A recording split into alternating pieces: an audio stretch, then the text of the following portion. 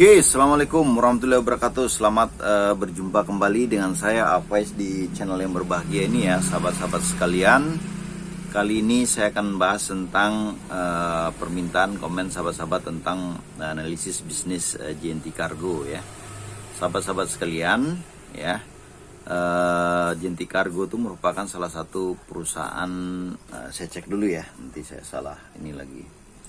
Oke, JNT Cargo itu seperti apa ya?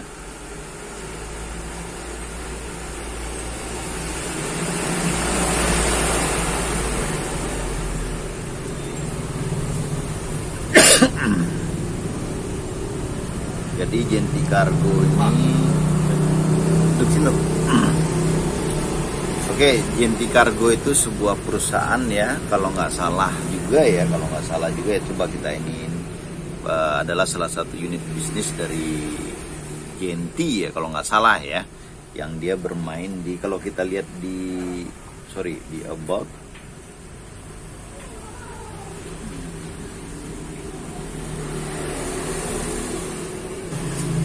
Oke, dia merupakan di bawah naungan JNT Group, JNT Cargo ya.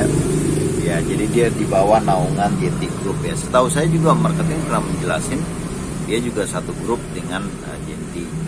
Kita tahu bahwa JNT itu merupakan salah satu perusahaan jasa kirim ya yang sangat super di Indonesia, yang minimal sampai saat ini tidak pernah atau belum pernah melakukan suatu secara perusahaan itu yang membuat stigma negatif terhadap perusahaan. Kita tahu ya bahwa si Cepat pun di tahun yang lalu itu yang trending di Twitter, yang kalau nggak salah itu ada PHK karyawan, itu kan membuat stigma perusahaan juga agak-agak turun ya. Dan di JNT Cargo, di JNT ini tidak pernah kita rasa, dan sehingga di beberapa tahun ini kita tahu juga bahwa paket-paket di Shopee itu diambil oleh JNE Cargo. Nah, ataupun si Gokil ya, si Gokil itu si Cepat ya. JNT udah mengeluarkan JNT ekonominya, tetapi masih belum bisa bersaing, sehingga akhirnya JNT memutuskan ya, mungkin ya JNT Group ini memutuskan untuk mengambil segmen kue di di jasa kiriman kargo. Kita tahu bahwa JNT Cargo ini cuma baru 2 tahun ya, cuma sangat luar biasa gerakannya ya. Mereka mampu untuk menyaingi Indah Cargo, Dakota yang gede-gede ya. Secara sistem pun mereka juga lebih advance ya, lebih maju ya. Dalam beberapa tahun aja, 2 tahun itu mereka bisa mengalahkan perusahaan, menurut saya ya, mengalahkan perusahaan-perusahaan besar kargo itu. Seperti mereka bisa COD ongkir ya, dan harganya pun kalau kita lihat juga bersaing, bahkan bisa lebih murah dari Dakota, Indah Cargo, ataupun jasa-jasa kirim kargo yang kita kenal selama ini, yang umum ya. Nah, sahabat-sahabat sekalian, mungkin ya segmen ini yang paling luar biasa juga dari JNT Cargo ini adalah dia mampu masuk ke Shopee. Dan kita tahu ya bahwa Shopee itu merupakan salah satu indikator sebuah perusahaan jasa kirim yang luar biasa apabila masuk di dalam itu ya. Kalau Indah Cargo kan ada di Si Cepat dan juga ada di di Shopee, tetapi kan masih manual, tetapi yang otomatis itu JNT Cargo. Nah, sahabat-sahabat sekalian, dengan masuknya JNT Cargo itu ke Shopee ya, yang dapat paket 1, 2, 3 itu tentu menjadi suatu peluang bisnis bagi sahabat-sahabat sekalian yang mempunyai bisnis ini. Nah, grade-grade-nya itu ada A, B, C ya. Kalau nggak salah saya tolong dikoreksi. Kalau dulu ya awalnya A itu bisa 20, B itu sekitar 10-an, dan C itu sekitar 5 jutaan ya. Nah, ternyata sekarang kayaknya berubah ya, katanya 5 juta, cuma A dan B itu harus pakai badan hukum ya. Apabila perseorangan Anda tidak bisa. Badan hukum itu bisa merupakan koperasi, bisa merupakan PT, bisa merupakan CV ya.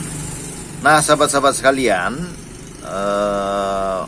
bagaimana apabila kita bisnis di sini? Kita akan kulik ya kelemahan dan kelebihannya. Bahwa apabila Anda masuk ke A, kelebihannya adalah Anda bisa mengambil paket di B dan C ya, mitra A, mitra B dan C. Nah, A ini mempunyai kekuasaan yang privilege dibandingkan B dan C. Komisinya juga bisa sampai 40%. Dan kalau di Shopee itu kalau nggak salah sekitar 7-10% ya. Nah, sahabat-sahabat sekalian, A itu punya kekuasaan di satu kelurahan kalau nggak salah saya, dan dia bisa menentukan siapa-siapa yang bisa mikap barang di kelurahan tersebut. Jadi apabila Anda ingin bisnis Genti Kargo, maka masuklah ke A, yang tentu dengan adanya pemberatan syarat-syarat, misalnya harus punya mobil, harus punya ini, dan punya itu. Nah, kalau Anda masuk di mitra B dan C, ya Anda hanya menerima ikan lepas saja. Misalnya Anda udah mikap nih seller-seller banyak paket Anda.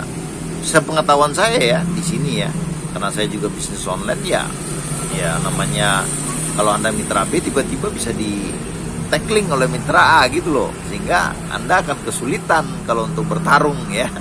Dan juga secara komisi kalau makin turun ya, dan sampai di C itu kalau nggak salah cuma 20%. Jadi spare-nya itu bisa sampai 20% Anda bermain di cashback ya.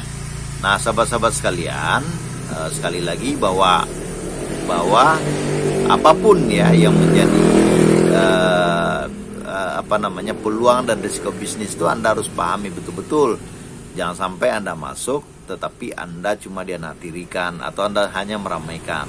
Itu juga sangat tidak efisien bagi Anda ya kan. Dalam pengiriman itu ada kos-kosnya, ada biaya sewa, ada biaya karyawan, dan ada biaya mungkin cashback ke sahabat-sahabat seller-seller.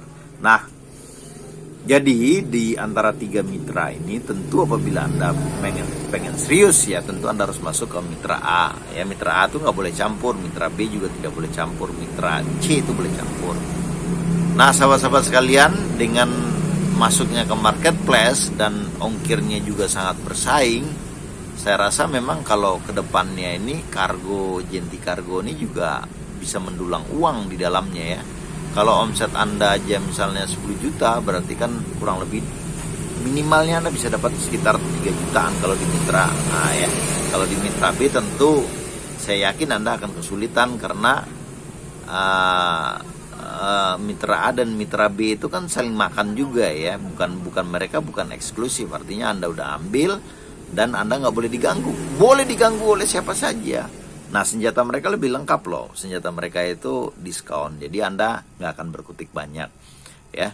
Sahabat-sahabat sekalian, banyak ya jasa pengusaha jasa pengiriman atau pebisnis jasa kiriman ini nggak peduli dengan Anda ngambil atau Anda enggak, Anda kenal atau enggak, yang penting mereka cuan, mereka sikat Anda juga bisa. Itu di semua jasa kiriman terjadi seperti itu.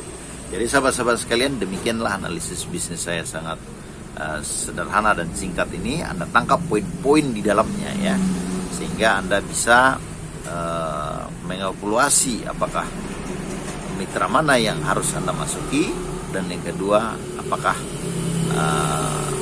menjadi mitra itu menjadi suatu cuan bagi Anda.